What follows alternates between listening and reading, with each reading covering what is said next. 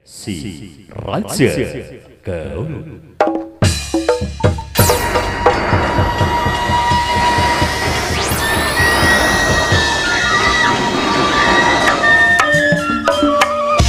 Jare iman jare ko sayang arep sang penting sampai wenek sing dijaluk eman sayang selawase mimian pametan po mimi pasti pametan toe keding.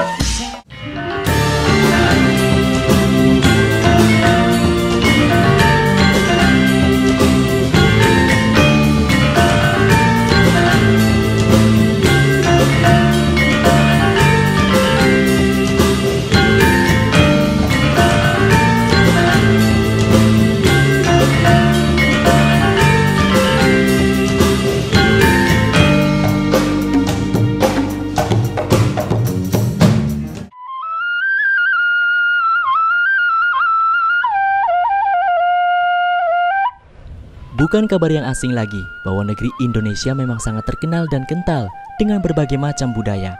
Salah satu daerah di Pulau Jawa yang banyak menyimpan budaya ialah Kabupaten Indramayu di Tanah Pasundan, Jawa Barat. Indramayu adalah salah satu daerah yang terletak di bagian pesisir pantai utara Jawa Barat. Walaupun Indramayu berada di Jawa Barat yang notabene adalah Tanah Pasundan dan berbahasa Sunda, namun sebagian besar penduduk Indramayu mempergunakan bahasa Jawa Cirebon, dialek Indramayu. Indramayu juga merupakan salah satu daerah yang memiliki potensi yang mumpuni dalam bidang kesenian, pariwisata, dan kebudayaan.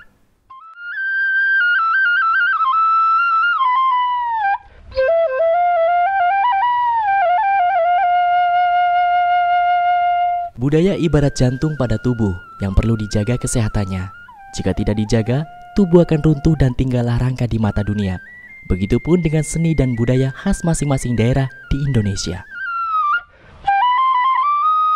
Ada banyak macam kesenian dan kebudayaan di Indramayu. Di antaranya adalah wayang kulit, organ tunggal, tari topeng, sintren, tarling, singa depok, berokan, sandiwara, dan masih banyak lainnya. Sandiwara adalah salah satu pertunjukan seni teater rakyat tradisional, khususnya di Indramayu. Akan tetapi satu hal yang jelas, sandiwara adalah panggung hiburan yang tidak bisa dipisahkan dari masyarakat Pantura, seperti Indramayu dan Cirebon. Ya, perbedaan antara seni sandiwara dengan teater itu perbedaannya adalah adanya naskah. Kalau teater itu ada naskahnya, ada tulisannya, namun kalau sandiwara itu biasanya tidak menggunakan naskah, tetapi hasil improvisasi para pemain, namun tetap mengacu pada jalur cerita yang dibuat oleh sutradara, seperti itu.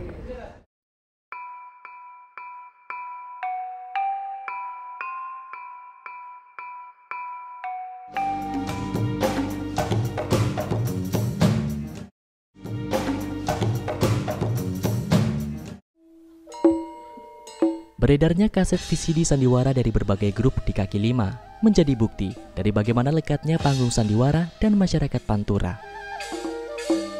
Tak hanya itu, lekatnya orang-orang Pantura dengan panggung hiburan sandiwara dapat ditengok dengan papan-papan nama grup sandiwara yang mencuri pandangan di tepi jalan sejak kita memasuki Kabupaten Indramayu, seperti Dwi Warna, Panca Indra, Lingga Buana, dan berbagai nama lainnya yang khas dan mentereng. Menurut penyair dan pengamat seni Supali Kasim, saat ini paling tidak terdapat 50 grup sandiwara yang tersebar di Indramayu.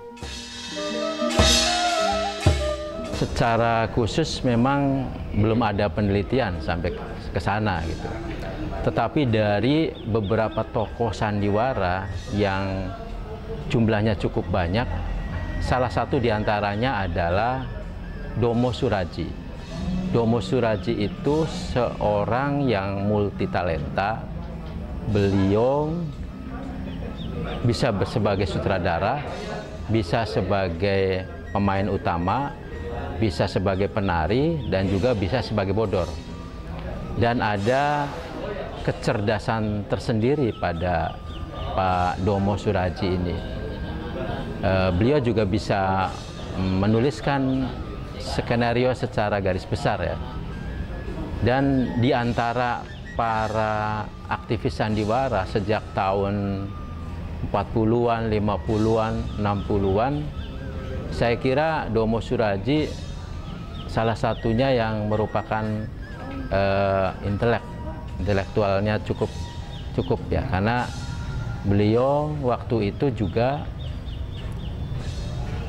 di antara yang lainnya beliau yang memiliki pendidikan yang cukup gitu. Beliau juga seorang pegawai negeri, dia itu karyawan Jawatan Penerangan. Tetapi karena kecintaan beliau kepada seni sandiwara, profesi sebagai karyawan Pemda itu dilepas. Sehingga pada perjalanan berikutnya beliau hanya menekuni sebagai seniman. Sejarah mencatat bahwa sandiwara di Indramayu ada pada tahun 1968. Pada tahun 1968, terbentuklah paguyuban sandiwara yang orang biasa menyebutnya Sandiwara Pangli Permana. Ada beberapa versi masuknya jenis kesenian sandiwara itu. Versi pertama, apa yang disebut dengan kesenian tunil. Tunil itu dari Eropa, masuk ke Jawa, termasuk ke Indramayu, sehingga pada zaman penjajahan Belanda di Indramayu itu ada yang disebut kesenian tunil. Kemudian versi kedua, ada yang menyebutkan pengaruh kesenian ketoprak dari Jawa Tengah, sehingga banyak orang tua kita yang menyebut seni sandiwara itu adalah setoprak. Setoprak mungkin adaptasi dari kesenian ketoprak. Kemudian yang ketiga disebut pada akhirnya adalah sandiwara. Menurutnya, tidak ada jenis acara hajatan yang khusus untuk bisa menanggap sandiwara. Namun pada umumnya, acara hitanan menjadi jenis hajatan yang banyak menanggap sandiwara untuk hiburannya. Biasanya yang saya amati sejak dulu, seni sandiwara lebih disukai pada hajatan hitanan. Karena pada masa anak-anak sangat suka sekali adanya pertunjukan sandiwara yang cenderung rame. Ada cerita, ada bodoran, ada peperangan, sehingga ada keidentikan seakan-akan kalau hajatan hitanan itu identik dengan hiburan seni sandiwara. Hal yang berbeda dengan hajatan perkawinan misalnya, jarang sekali, walaupun mungkin juga ada. Kami berkesempatan menemui Bapak Narja, seorang juru tulis kantor Desa Mangunjaya, Kecamatan Anjatan, yang sedang melaksanakan pesta hajat hitanan anaknya. Menurutnya, sandiwara dipilih menjadi acara hiburan karena masyarakat suka dan menyukai bodoran atau lawakan yang ada di ceritanya.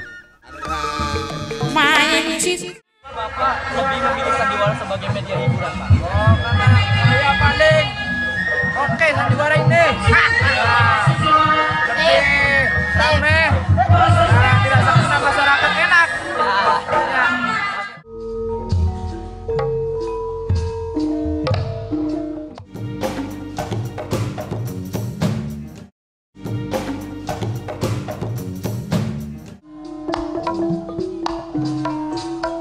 Losarang adalah salah satu kecamatan di Indramayu yang banyak memiliki sanggar sandiwara. Salah satunya yaitu Sandiwara Linggabuana. Linggabuana berdiri sejak 19 Juni 1976 yang sekarang dipimpin oleh Bapak M. Kurniawan. Saya memiliki Sandiwara Linggabuana, saya bukan pendiri. Ini bisa dibilang juga warisan juga bisa, tapi saya aslinya membeli almarhum Kuwu Carta. Kalau saya boleh saya ceritakan, Linggabuana berdiri tanggal 19 Juni 1976. Saya pribadi memiliki Linggabuana terhitung tahun 2005 hingga sekarang. Sandiwara ramai ditanggap ketika musim panen dan sedekah bumi, yang menunjukkan bagaimana daya hidup seni rakyat yang satu ini amat terkait dengan budaya pertanian. Demikian pula tanggapan dalam upacara sakral seperti pesta laut dan unjungan, yang langsung menjelaskan hubungan keberadaan sandiwara rakyat dengan sebuah tradisi kepercayaan masyarakatnya. Lihat ya kade tahunnya Mas, karena peminat sandiwara yang ada di Indramayu adalah 70% petani, itu masanya sehabis panen dan panen rendeng atau panen sadon. Untuk Lingga Buana alhamdulillah kalau tanggalnya 31 juga keisi semua 31. Kalau tanggalnya 28 juga keisi 28. Meski harus mengeluarkan modal awal ratusan juta untuk membeli berbagai perlengkapan panggung, bagi pemiliknya, grup sandiwara juga tak bisa dijadikan semacam bisnis atau roda ekonomi. Karena itulah pemilik sandiwara kebanyakan bukan orang sembarangan. Kalau bukan kuwu, mereka adalah para juragan. Itu pada waktu itu saya membeli labelnya aja. Ya pada waktu itu saya membeli dengan harga 118. Kalau uang sekarang tuh mungkin sudah 1M lebih. Kalau uang tahun 2017 mungkin mendekati atau lebih dari 1M. Pada waktu itu saya membeli nama Lingga Buana, nama aja. Alat punya saya, segala yang lain punya saya. Itu namanya aja 118. Itu kurang lebihnya begitu. Sebuah grup sandiwara seperti Lingga Buana juga hidup dengan tradisi pengelolaan yang khas, jauh dari manajemen modern. Strukturnya pun sederhana, hanya ada sekretaris atau bendahara saja. Sisanya adalah anggota. Organisasi kadang sepenuhnya ditangani oleh Bapak M. Kurniawan, dari mulai bayaran dan pinjaman pemain sampai urusan rumah tangga. Kita kan punya izin pendirian, Mas.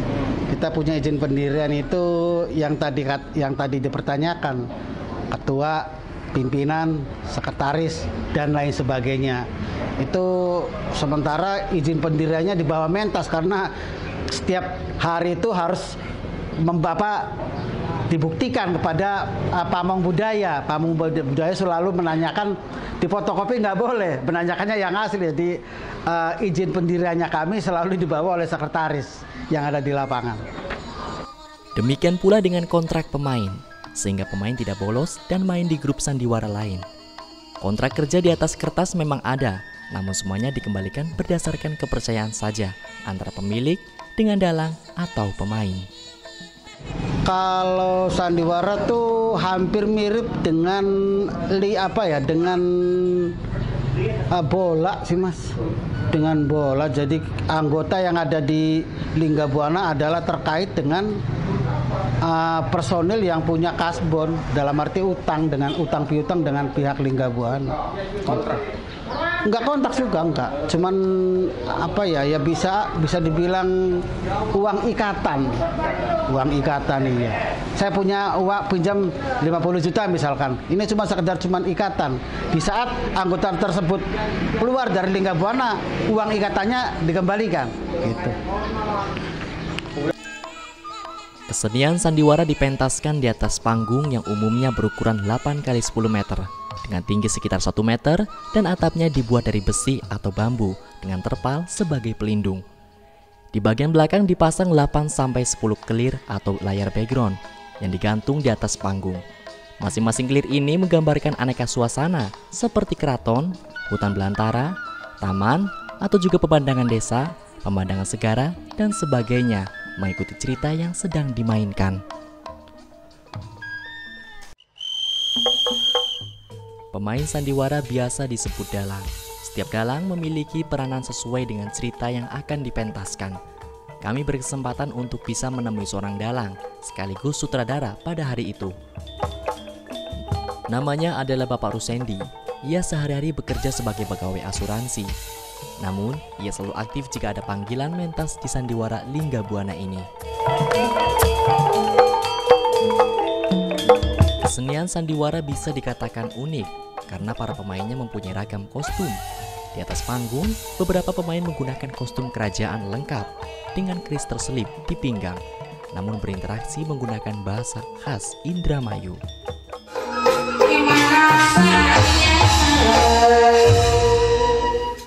Kalau pemain sebetulnya dalam sebuah cerita itu yang jadi target itu satu, kan harus ada pemain antagonis, harus ada pemain lawan dari antagonisnya seperti itu.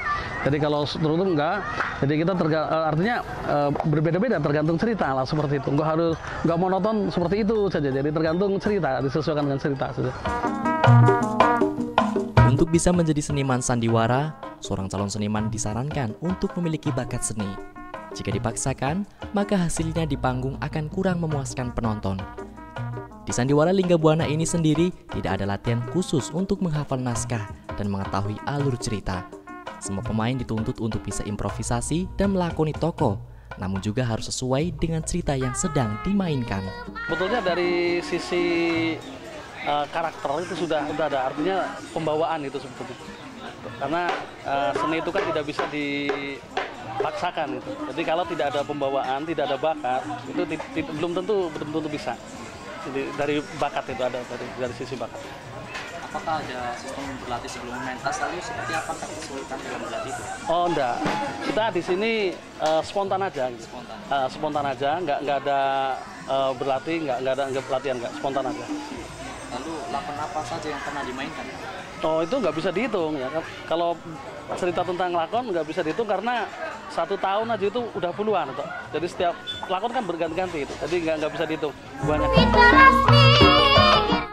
Hal ini dilakukan karena padatnya jadwal pementasan yang hampir setiap hari ada dari daerah satu ke daerah lainnya.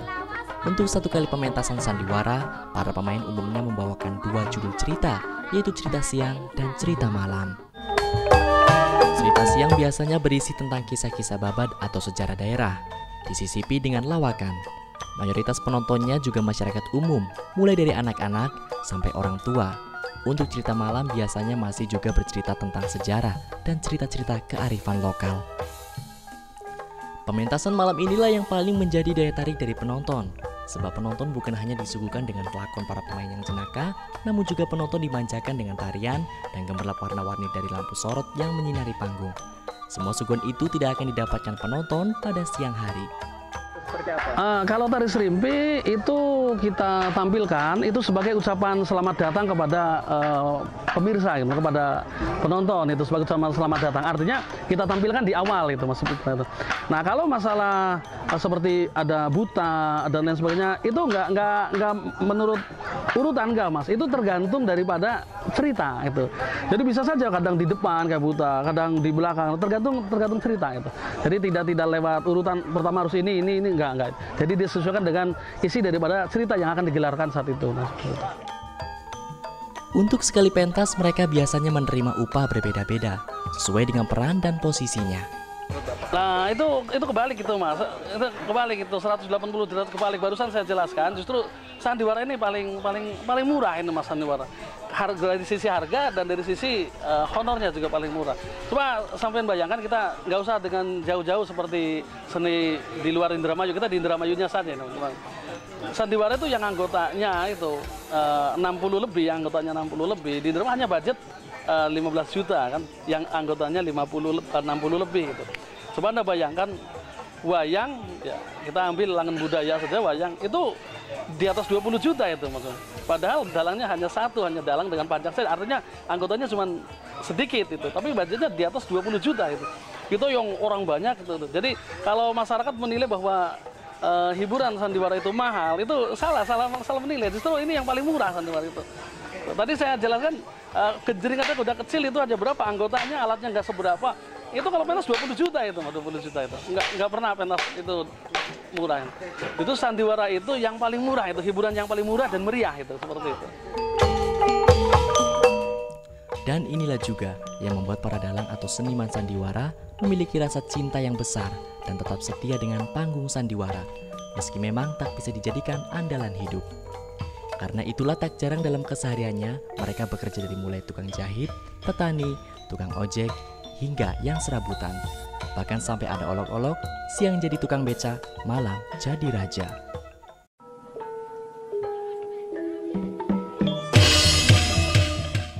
Seorang seniman sandiwara harus peka dengan isu-isu dan program pemerintah yang sedang dilaksanakan. Selain sebagai seorang penghibur, seniman juga harus bisa membantu sosialisasi program pemerintah lewat media panggung sandiwara. Gimana ya, kalau seorang seniman itu seperti jurnalistik Pak. Jadi harus peka. Program-program pemerintah yang turun itu harus ikut serta membantu pemerintah. Seperti IPM, wajib belajar itu dan ini. Jadi saya harus bisa menerangkan. Tugas seorang seniman itu tiga faktor yang dididik oleh kebudayaan sebagai penghibur, penerang, pendidik. Tri Semara Bakti. Jadi seorang seniman itu membantu kinerja pemerintah. Tri Semara Bakti. Tugas seorang seniman sebagai penghibur, pendidik, penerang. Jadi membantu pemerintah, baik masalah keluarga berencana, program pemerintah, IPM, wajib belajar, ya apa aja pokoknya ikut membantu pemerintah. Di sela-sela cerita dalam kesenian sandiwara ini, penonton akan dapat menikmati banyak versi musik dangdut Cirebon Dermayon sebagai selingan.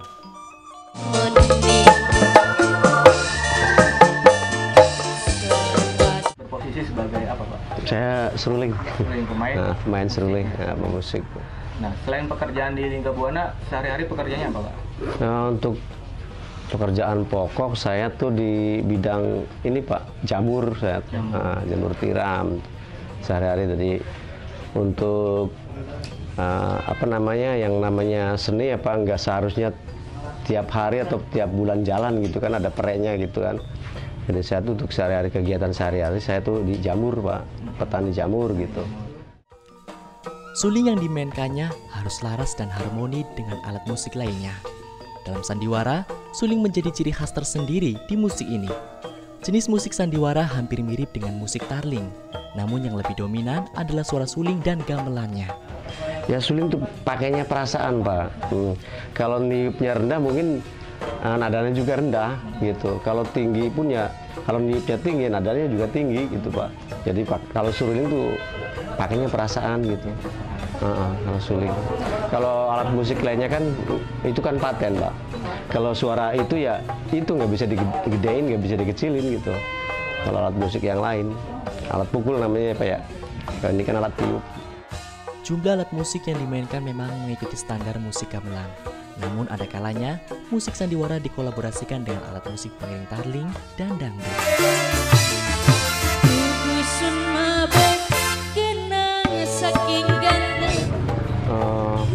Kalau musik gamelan di sandiwara ya ada berapa sih ya?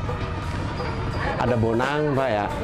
Terus ada penerus, ada gambang, terus ada saron atau kening gitu. Terus ada kenyang, ada jengglong, ada tutukan, kecrek, gendang, gong gitu, Pak. Kira-kira jumlah semuanya teman-teman Bapak itu berapa orang, Pak? Ada 13, Pak. Untuk di Lingga Buana tuh Panayaga atau juru karawitan, Pak. Juru karawitan Panayaga. Nayaga. Bahasa gamelan, Pak. Bahasa gamelan. Bahasa gamelan namanya Yaga. Pemain musik dituntut untuk bisa mengikuti alur cerita yang dipentaskan. Jika jalan ceritanya adalah peperangan, maka irama dan tempo yang dimainkan harus cepat. Sedangkan jika ceritanya sedih, maka temponya lambat.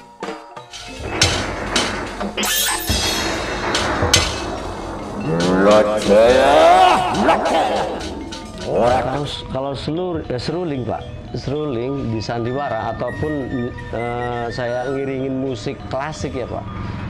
Jadi jiwa saya nih, walaupun saya pakai seruling ini, hatinya tuh nyanyi, Pak.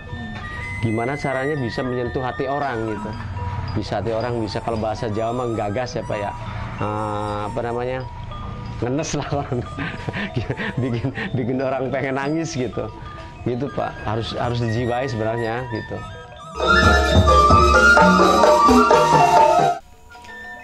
Selain pemain musik, ada juga pelantun lagu, sebutannya sinden. Sinden dalam sandiwara tidak hanya menyanyikan lagu, tapi juga menyebutkan dan mengumumkan siapa-siapa saja yang sudah sawer dalam pentasan sandiwara. Tentunya dengan lirik dan intonasi khas ala sandiwara.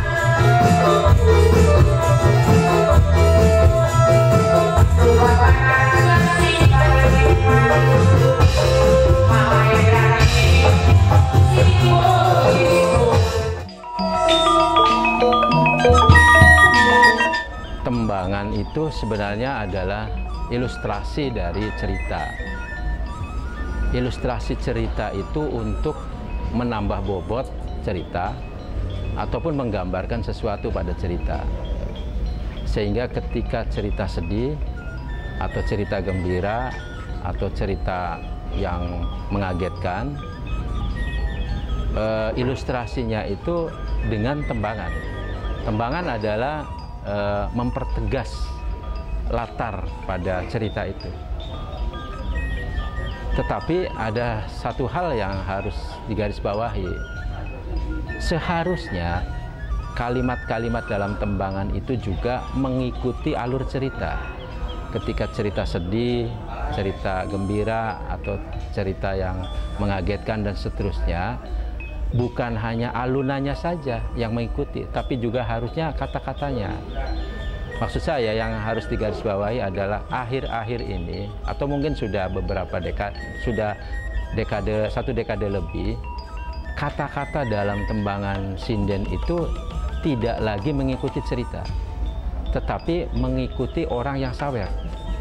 Sehingga antara cerita yang ditampilkan di panggung dengan ilustrasi tembangan itu tidak nyambung. Itu karena akibat tadi, akibat yang memelihara adalah masyarakat yang berkuasa. Karena masyarakat yang berkuasa, apa yang diinginkan masyarakat ya diikuti oleh sandiwara.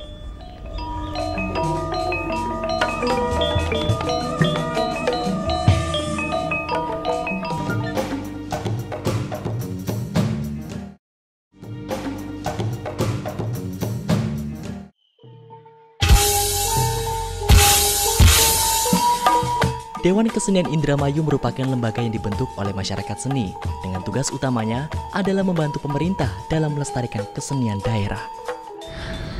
Dewan Kesenian Indramayu seperti apa? Ini adalah sebuah organisasi persatuan seniman, dalam hal ini membentuk dewan. Dewan itu tugasnya untuk merancang kegiatan yang bertugas untuk melestarikan seni budaya itu.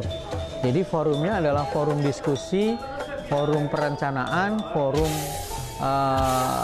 pendidikan di sana. Jadi ada litbang, ada pendidikan, ada seni pertunjukan. Itu maksudnya adalah di sana semua dari semua unsur seni. Ada seni teater, seni puisi, seni lukis, seni fotografi, dan seni-seni modern itu ada sebetulnya. Tidak seperti kesenian Tarli Indramayu yang mulai tergerus oleh kesenian organ tunggal, hegemoni sandiwara Indramayu terus berlanjut sampai sekarang. Ketika kesenian serupa di wilayah Cirebon mulai redup dan tidak ada regenerasi, sandiwara Indramayu jajah budaya hingga ke wilayah sekitarnya. Seperti grup sandiwara Dharma Saputra, grup sandiwara Aneka Tunggal, grup sandiwara Dwi Warna, grup sandiwara Lingga Buana, dan masih banyak lagi sanggar-sanggar lain yang masih eksis sampai sekarang.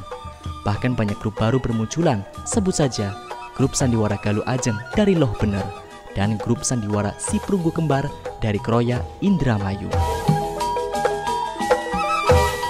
Kesenian tradisional seperti sandiwara ini merupakan bagian dari identitas dan ciri khas daerah Indramayu yang seyogyanya patut kita lestarikan, baik untuk sarana hiburan masyarakat maupun fungsi edukasi budaya sekaligus edukasi bahasa. Ya. Karena salah satu ciri seni tradisional itu berhubungan dengan budaya dan bahasa. Ketika bahasanya itu berganti menjadi bahasa nasional, maka ciri utamanya menjadi hilang. Dan itu akan menjauhkan dari masyarakat. Karena masyarakat penggunanya menggunakan bahasa daerah. Kecuali bisa ditampilkan dalam acara-acara tertentu, bukan acara yang rutin. Misalnya di depan orang-orang yang memang tidak berbahasa daerah, misalnya sandiwara ditampilkan dengan bahasa Indonesia di kalangan masyarakat pengguna bahasa daerah, otomatis ada sekat yang menjauh. Sedangkan salah satu ciri seni tradisional itu adalah tidak ada sekat antara penonton dengan yang menampilkan. Begitu pula lenong, begitu pula ketoprak, sama. Tetapi tidak bisa secara jenis tidak bisa disamakan antara ketoprak, sandiwara dengan lenong. Ketoprak dengan sandiwara itu satu jenis, yaitu mengangkat babat legenda atau sandiwara sejarah. Sedangkan lenong itu mengangkat kehidupan sosial sehari-hari masa kini. Kalau lenong bisa dipersandingkan dengan tarling, yaitu mengangkat cerita kehidupan sehari-hari, misalnya antar tetangga, antar keluarga, dan seterusnya.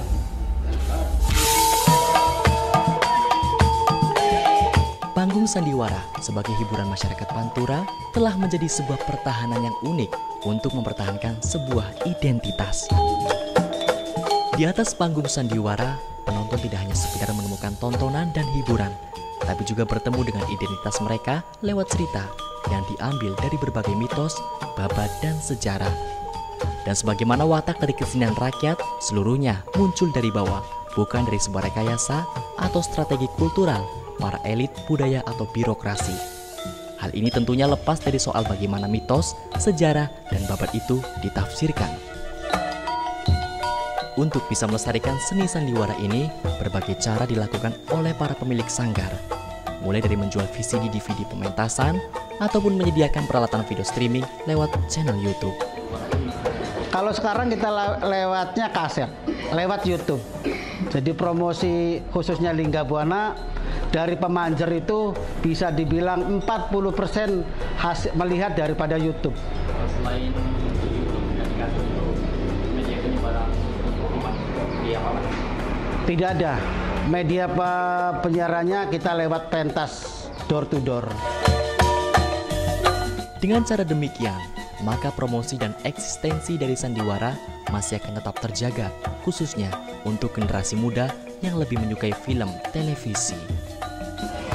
Itu juga satu pemahaman yang salah itu, karena sebagai bukti ini dengan era sekarang, era digital sekarang, dengan adanya internet, dengan adanya streaming, itu anak-anak muda yang di luar negeri itu menyukai sandiwara itu. Jadi menyukai sandiwara. Jadi kalau streaming itu kalau kita lihat komenannya itu anak-anak muda itu yang artinya bukan berarti ditinggal oleh anak muda, bukan, tapi justru anak muda suka dengan sandiwara. Tinggal kita pelaku seninya bagaimana kita meramu seni ini, walaupun yang konon dikatakan seni ini adalah seni kesenian zaman dulu, kesenian lama, kita disesuaikan bagaimana dengan zaman sekarang gitu. Jadi anak-anak sekarang itu apa gitu, sukanya apa, kita tinggal dimodifikasi seperti itu supaya ciri khas seni juga tidak hilang dari seni lama, tapi untuk anak-anak muda sekarang juga kita bisa memberi hiburan seperti itu. Jadi keahlian kita, kelihayan kita untuk meramu bagaimana supaya bisa dinikmati oleh orang dulu dan bisa dinikmati oleh anak-anak muda sekarang seperti itu. Dalam hal ini, masyarakat komunal memang cenderung menyukai pesta, keramaian dalam kegembiraan bersama. Kebahagiaan tak hanya dimiliki oleh seorang atau sebuah keluarga, tapi juga menjadi hak orang-orang di sekelilingnya untuk merayakannya. Di samping juga tentunya menyangkut gengsi atau prestise sosial. Di tengah perayaan itulah sebuah ruang publik terbangun. Orang bisa saling bertemu dan saling dipertemukan dalam sebuah identitas melalui tontonan yang langsung berhubungan dengan konteks tradisi mereka. Sandiwara menjadi bukti eksistensi kesenian tradisi di zaman milenial ini. Namun tanpa dukungan dan peran serta dari seluruh lapisan rakyat, maka identitas dan ciri khas masyarakat itu sendiri akan pudar dan punah.